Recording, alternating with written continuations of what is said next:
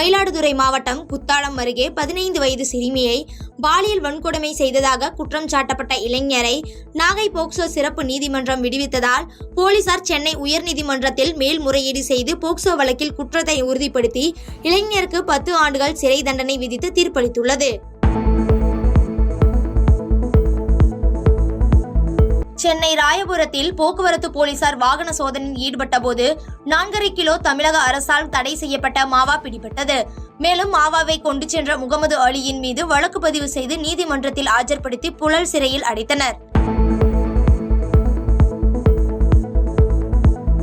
11 வயது பள்ளி மாணவி பி. தஸ்மிதா என்ற சிறுமியை கொடூரமாக கொலை செய்யப்பட்ட வழக்கில் பாதிக்கப்பட்ட குடும்பத்திற்கு 25 லட்சம் ரூபாய் நிவாரண நிதியாக வழங்க வேண்டும் மற்றும் அக்குடும்பத்தில் ஒருவருக்கு அரசு வேலை வழங்க வேண்டும் என CPM கட்சி சார்பில் கண்டன ஆர்ப்பாட்டம் நடைபெற்றது. நாமக்கல் அருகே அரசு பள்ளியில் மாணவர்கள் ஒருவரை ஒருவர் தாக்கிக் கொண்டதில் ஆகாஷ் என்ற மாணவன் உயிரிழந்துள்ள சம்பவம் அதிர்ச்சியை ஏற்படுத்தியுள்ளது. மேலும் இதுகுறித்து எருமப்பட்டி போலீசார் விசாரணை நடத்தி வருகின்றனர். திருப்பத்தூர் மாவட்டம் ஆம்பூர் அடுத்த தேவாலபுரம் பகுதிகளில் சாலை, கழிவுநீர் கால்வாய் உள்ளிட்ட அடிப்படை வசதிகளை செய்து தரக்கோரி அப்பகுதி மக்கள் பலமுறை கோரிக்கை மனு அளித்தும் நடவடிக்கை எடுக்காததால் அடிப்படை வசதிகளை செய்து தரக்கோரி மனிதநேய மக்கள் கட்சியினர் கண்டன ஆர்ப்பாட்டத்தில் ஈடுபட்டனர்.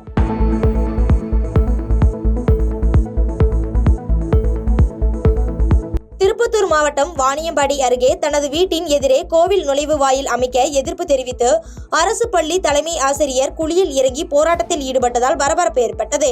இதன் பின்னர் வாணியம்பாடி கிராமிய காவல்துறையினர் போராட்டத்தில் ஈடுபட்டவரிடம் பேச்சுவார்த்தை நடத்திய பின்னர் போராட்டத்தை கைவிட்டனர்.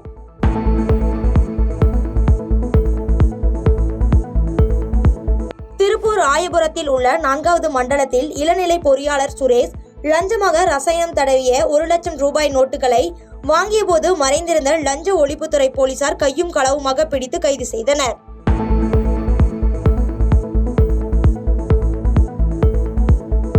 சேலம் மாவட்டம் எடப்பாடி பேருந்து நிலையத்தில் உள்ள பூட்டிய ஓட்டல் கடையில் நள்ளிரவு ஏற்பட்ட தீ விபத்தில் தீயணைப்பு வீரர்கள் துரிதமாக செயல்பட்டதால் பெரிய அளவில் விபத்து தவிர்க்கப்பட்டது.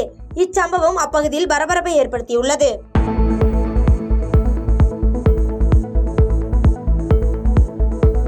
நெய்வேலி NLCயில் பணியாற்றும் ஒப்பந்த தொழிலாளர்களை பணி நிரந்தரம் செய்ய வேண்டும், மாத ஊதியம் 50,000 வழங்க வேண்டும் உள்ளிட்ட கோரிக்கைகளை வலியுறுத்தி NLC ஜீவா ஒப்பந்த தொழிற்சங்கத்தினர் நெய்வேலி மத்திய பேருந்து நிலையம் எதிரே உள்ள அண்ணா திடலில் கண்டன ஆர்ப்பாட்டத்தில் ஈடுபட்டனர்.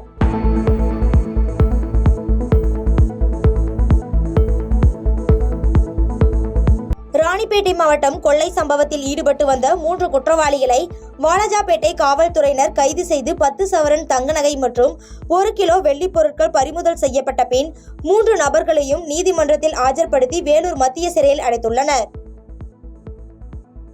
பாதகம் செய்பவரை கண்டால் நாம் பயங்கொள்ளலாகாது பாப்பா, மோதி மிதித்து விடு பாப்பா, அவர் முகத்தில் உமிழ்ந்து விடு பாப்பா. அண்மை செய்திகளை உடனுக்குடன் தெரிந்து கொள்ள இணைந்திருங்கள் இயம்நாடு தொலைக்காட்சியுடன்.